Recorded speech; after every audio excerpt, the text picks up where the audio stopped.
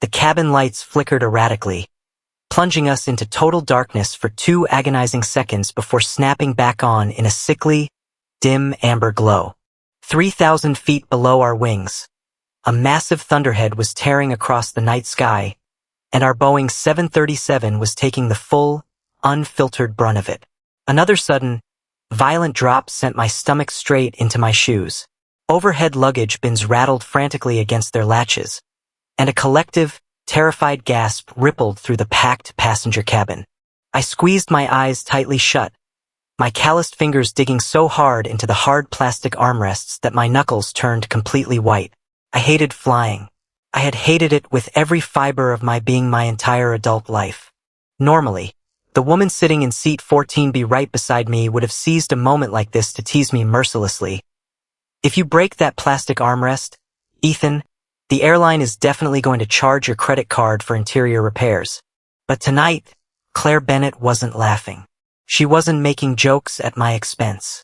Another brutal sideways jolt slammed the aircraft, causing the metal fuselage to groan under the strain. Before I could brace myself for the next drop, a small, remarkably warm hand reached across the narrow console and wrapped firmly around mine. Claire had held my hand 100 times over our 8 years of close friendship. She had pulled me through crowded sidewalks, dragged me off terrible double dates, and held my hand while waiting for medical test results. But she had never held my hand like this, her fingers interwoven tightly with mine, trembling slightly against my palm, anchoring herself to me in the storm. I swallowed hard, forcing a breathless joke through my tightly locked jaw to keep from panicking.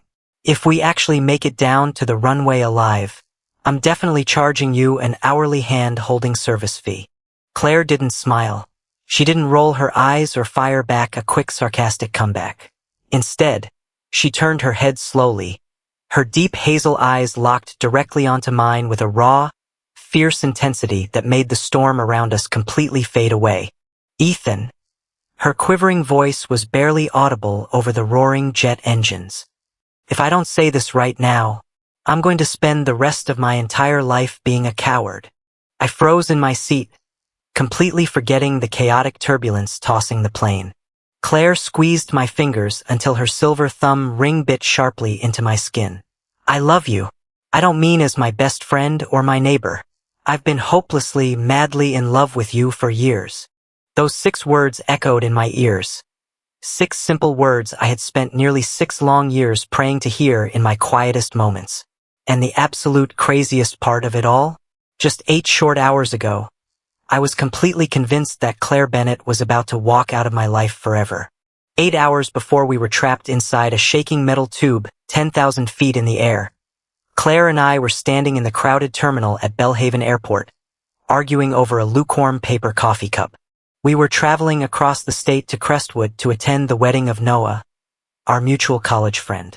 Originally, I had planned to book my ticket entirely independently to give us both space. But Noah had secretly intervened behind our backs, purchasing our tickets together and intentionally assigning us adjacent seats on the exact same flight. When I confronted Noah over the phone while standing at the gate, he had simply chuckled through the speaker. Ethan, you two have had 8 whole years to figure your lives out. You're both stubbornly blind, so I'm just providing the mandatory seating arrangement. I had scoffed loudly and hung up. Claire had laughed it off with a casual wave of her hand, though I didn't miss the subtle way her hazel eyes carefully avoided meeting mine for the rest of the hour. 8 years ago, Claire moved into the apartment directly across the narrow hallway from mine in downtown Belhaven. Our very first meeting happened at exactly 1:15 a.m. on a freezing Tuesday night, when her hallway smoke detector began shrieking relentlessly due to a dying lithium battery. She had knocked on my door wearing oversized flannel pajamas, holding a wooden broomstick like a spear in one hand and looking utterly defeated. I dragged my heavy wooden stepping stool across the hallway, reached up, and silenced the shrieking alarm in 30 seconds flat. She had looked up at me with a breathless, brilliant grin that took my wind away. If we survive this building's questionable maintenance, neighbor, I definitely owe you a coffee. 8 years later, we still used that exact phrase whenever one of us did a favor for the other. Over those 8 years, we became completely, undeniably inseparable. We held spare keys to each other's apartments, memorized each other's Wi-Fi passwords, and spent every major holiday together when we couldn't make it home to our families. Mutual friends constantly asked why we had never tried dating. We always gave the exact same rehearsed, cheerful response. Because we actually like each other way too much to ruin a great thing. The unspoken truth, at least on my end, was much darker and far more complicated. When I was 12 years old, my parents, who had been childhood best friends for 20 years before marrying, went through an explosive, bitter divorce that tore my family apart. My father had left behind one piece of cynical advice before packing his bags. Friendship can last a lifetime, Ethan. Romance is just the temporary fire that burns it down to the ground. From that painful moment on, I lived by one strict, unshakable rule. Never gamble the most important person in your life on a question you might not like the answer to. Claire had her own scars to carry. For years ago, her ex-boyfriend accepted a high-paying corporate job in another state without ever asking if she wanted to come along, casually assuming she'd stay behind and adapt. That left Claire with her own core rule. If someone truly wants me in their life, they have to be brave enough to say it out loud. So we stayed trapped in our comfortable, cowardly stalemate. Until 3 days before our flight to Crestwood, when I caught a brief glance of an email notification flashing on Claire's open laptop screen. An official invitation for a prestigious, 10-month architectural photography residency in Westmere, a coastal city over 2,000 miles away. She hadn't mentioned a single word about it to me, and I was too utterly terrified of the answer to ask her. Our original morning flight out of Belhaven had been abruptly canceled due to a severe line of summer thunderstorms rolling across the region. After waiting in an agonizing customer service line for 2 hours, the gate agent squeezed us onto the very last outbound flight of the evening. There were only 2 remaining seats on the entire regional aircraft, 14A and 14B. Claire took our new paper boarding passes from the agent, flashing me a triumphant smirk. "You can thank the universe now, Ethan. I suspect the universe is actually just punishing me by forcing me to sit next to you for 3 straight hours." I grunted, grabbing my carry-on bag. "Strict no-refund policy on best friends," she winked, nudging my shoulder with hers. While we sat in the overcrowded departure lounge waiting for the late boarding call, pure fatigue finally caught up with Claire. Without saying a word, her head dropped softly onto my right shoulder, her light blonde hair spilling over the collar of my dark jacket. I froze for a second, my pulse instantly jumping into overdrive. I sat perfectly still in that hard plastic lounge chair, barely daring to breathe as I inhaled the familiar, comforting scent of her vanilla shampoo. I could recognize her with my eyes closed in a room of 10,000 people, I realized with a painful pang in my chest. 20 minutes later, the garbled boarding announcement crackled over the loudspeaker. Claire stirred, slowly lifting her head sleepily and rubbing her eyes like a child. "Why didn't you wake me up? Your shoulder must be completely numb by now." I was actively calculating my hourly nap pillow rates. I lied smoothly, rolling my stiff shoulder. "Expect a detailed invoice in your email inbox tomorrow morning." When we finally boarded the plane, I stepped into the narrow aisle first and sat down in the middle seat, leaving the window seat open for Claire. Claire paused in the aisle, arching one dark eyebrow in disbelief. "Ethan, you hate the middle seat. You always take the aisle seat so you can make a fast escape the second the plane lands." "The window shade is stuck in the open position," I lied casually, adjusting my seatbelt buckle. "You like looking at the clouds anyway." The real truth? I wanted her to have the solid metal wall of the fuselage to lean against if she got tired again during the flight. Claire looked down at me softly, something tender flickering in her hazel eyes. "You're doing it again. Taking care of me, and then pretending it's just practical logistics." "I am a man deeply invested in practical logistics," I grunted, turning my head away to hide the sudden rise of heat on my neck. Before I could say another word, her phone buzzed softly in her lap. I caught a brief, unavoidable glimpse of the pop-up notification. "Westmere Architectural Residency. Final acceptance confirmation required." My throat felt bone dry. "Good news?" I asked, forcing my voice to sound completely casual. Claire quickly locked her screen and flipped her phone face down on her thigh. Just work stuff, she said quietly, her tone dropping an octave. I wanted to scream right there in row 14. Are you leaving? Are you moving 2,000 miles away from me? What happens to us when you get on that plane? Instead, I swallowed my pounding heart back down into my chest and said, well, I hope you get whatever it is you're looking for, Bennett. Claire turned her gaze toward the dark glass of the window. Sometimes, Ethan, I just wish I knew what that was. The aircraft eventually leveled off at its cruising altitude. The steady, rhythmic hum of the jet engines filling the dim cabin as passengers settled into their routines. Claire reached over without asking and casually yanked one of my wireless earbuds straight out of my ear, popping it into her own. Hey! I protested gently. I was actually listening to an audio documentary on historical civil engineering, and I am actively saving you from dying of extreme boredom, Claire replied smoothly, resting her head against the headrest. Besides, what's yours is mine. That's the unwritten rule of our friendship.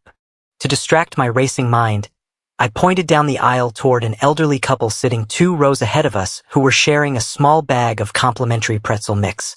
How long do you think they've been together? At least 40 years, I estimated after watching them for a moment. Because he just handed her his entire dessert item without complaining or asking for a trade. That level of telepathic snack distribution requires 4 solid decades of daily practice. Claire reached into her coat pocket, pulled out a small chocolate bar she had bought at the airport, snapped it evenly in half, and handed the larger piece to me without a word. So, what year are we on, Cole? I looked down at the chocolate resting in my palm. 8, I said softly, the humor leaving my voice. 8 years and 3 months. The playful, teasing atmosphere between us instantly vanished. Claire cleared her throat nervously, a faint blush creeping up her cheeks under the dim reading lights.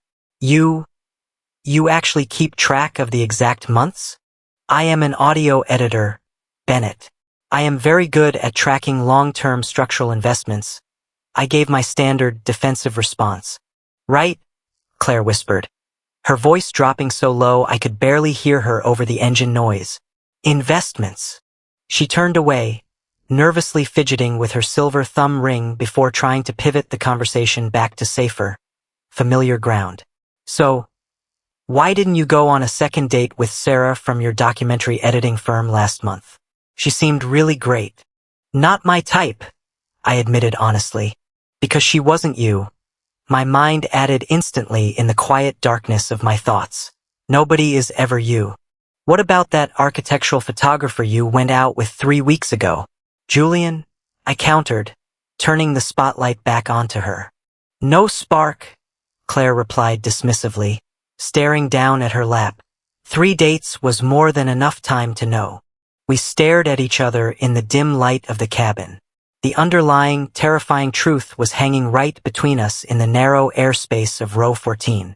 We were both repeatedly turning down perfectly wonderful, attractive people because neither of us could ever find anyone who measured up to the person sitting right beside us. We're terrible at this whole dating thing, aren't we? Claire murmured softly, her eyes searching mine. Or maybe we just set the bar impossibly high 8 years ago. My pulse spiked wildly. Maybe we did. A long, heavy silence settled back over us until Claire spoke again, her tone suddenly dropping all remaining traces of humor. Ethan, when my ex-boyfriend moved away 4 years ago, do you know what actually hurt the absolute most? I quieted down instantly, sensing the shift in her mood. What? It wasn't that he accepted the job, she whispered, her eyes fixed firmly on her interwoven hands. It was that he made the entire decision inside his own head, assumed I wouldn't fit into his future, and gave me zero say in the matter. He decided my own feelings for me without ever giving me the chance to choose. Her words felt like a sudden, physical slap across my chest, because that was exactly what I had been doing for 6 straight years. I had decided inside my own cautious, fearful head that confessing my feelings would ruin her life and destroy our friendship, completely stripping her of the choice to love me back. Have you ever done that, Ethan? Claire asked softly, looking up at me. Decided something huge for someone else because you were too scared to ask them the question? Yeah, I admitted, my voice rough and strained. I think I do it all the time. It was just a really cowardly way of hiding behind my own walls. Claire gasped softly, her hazel eyes widening. Right at that exact second, the overhead cabin speakers let out a sharp, double digital chime, and the captain's tense, unhurried voice echoed over the PA system. Flight attendants, take your jump seats immediately. Passengers, ensure your seatbelts are fastened low and tight. We are entering a severe convective turbulence zone. The moderate shaking transformed into violent, chaotic tossing within seconds. The aircraft dropped 20 feet abruptly, causing heavy luggage overhead to slam viciously against the latches. Jagged flashes of lightning shattered the dark storm clouds swirling outside the window. I clamped my hands onto the plastic armrests, my teeth grinding together as cold sweat broke out across the back of my neck. Hey! Claire's voice quivered beside me. This is the part where you tell me commercial aviation is statistically way safer than driving a car. I am currently reconsidering those statistics, I choked out, my eyes squeezed shut. I'm writing a sternly worded complaint letter in my head. Another terrifying jolt slammed the plane downward.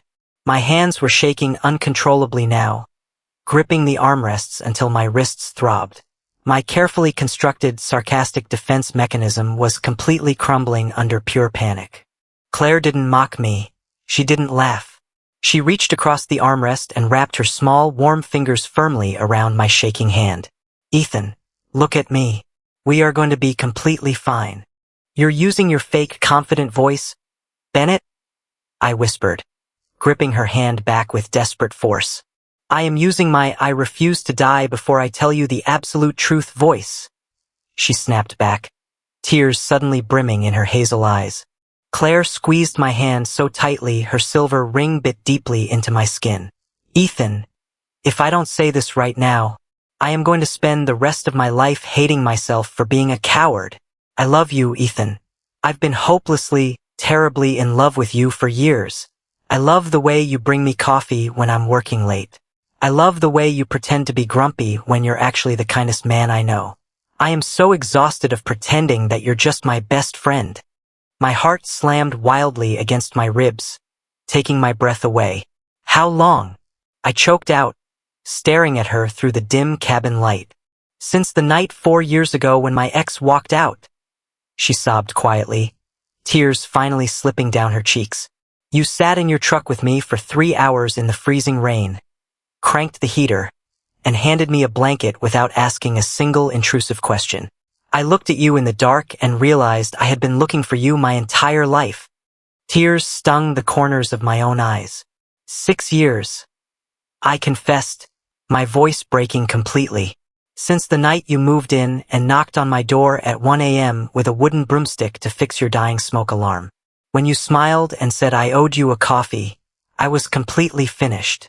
Claire stared at me in absolute shock, her mouth falling open slightly. 6 years. Ethan, why on earth didn't you say anything?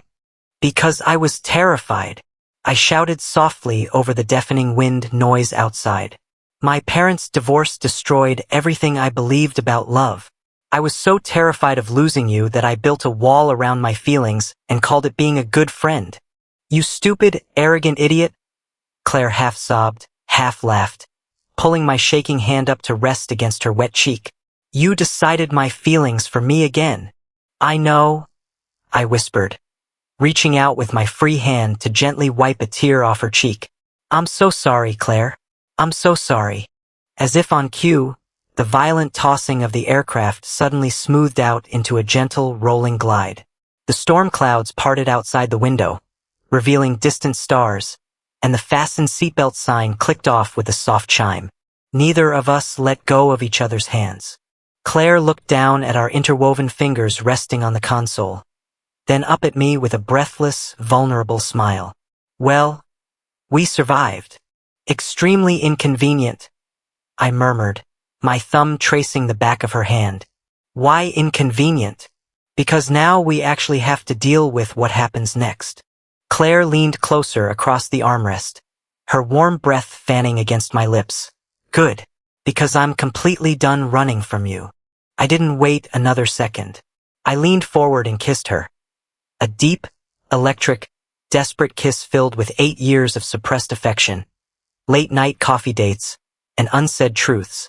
When we finally pulled back, breathing heavily in the quiet cabin, her phone speaker let out a sharp digital chime in her lap. An automated email reminder flashed brightly on her screen. Westmere Architectural Residency. Acceptance deadline. Tomorrow, 6 p.m. The real world had crashed straight back into seat 14A.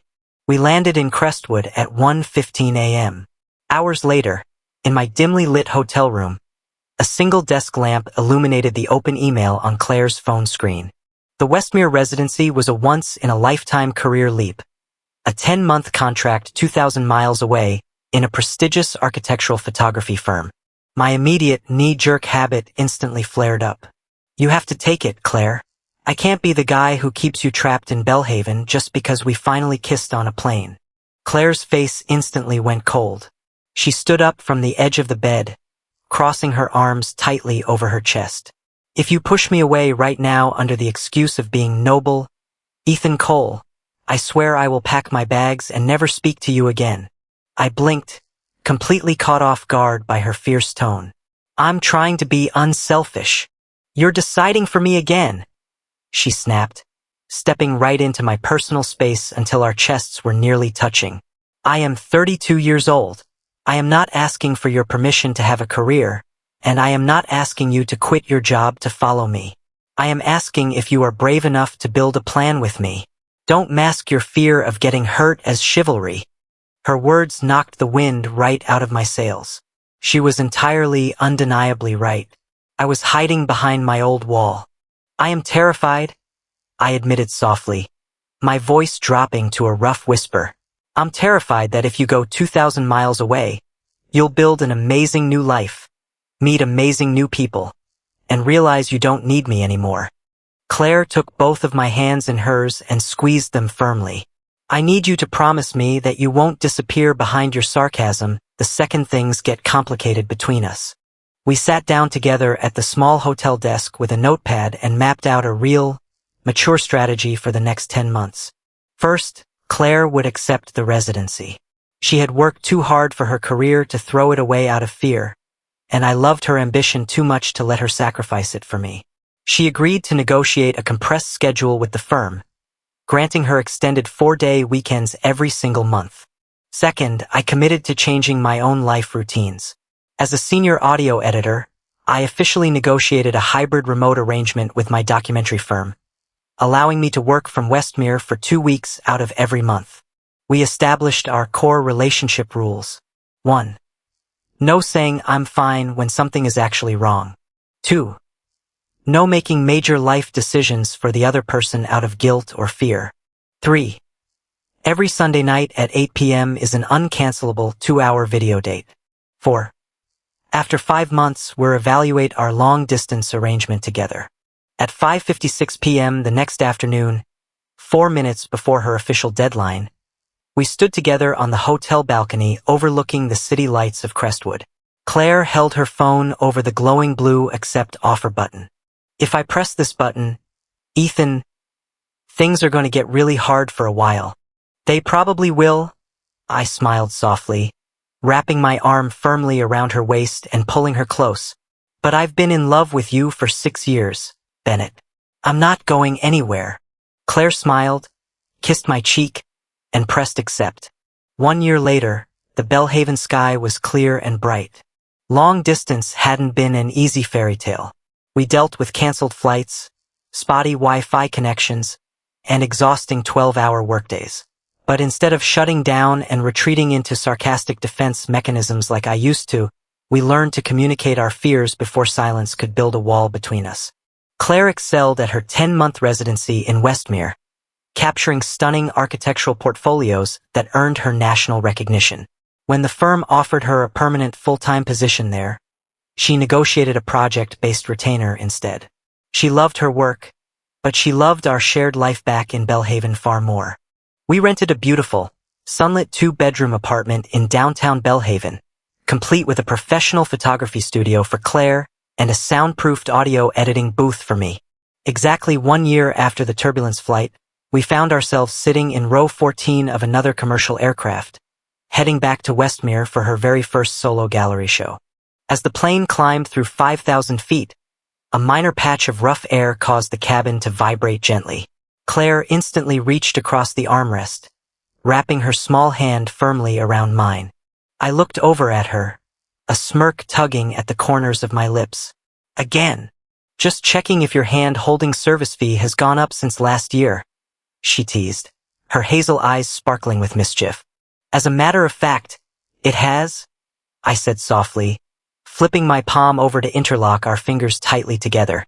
The fee is now a lifetime. Claire let out a soft, beautiful laugh, leaning her head comfortably onto my shoulder. Consider it paid in full, Cole. If the person you've loved for years is standing right beside you today, would you have the courage to speak up before life pulls them away? Or would you let fear make the choice for you? Let me know your thoughts in the comments below.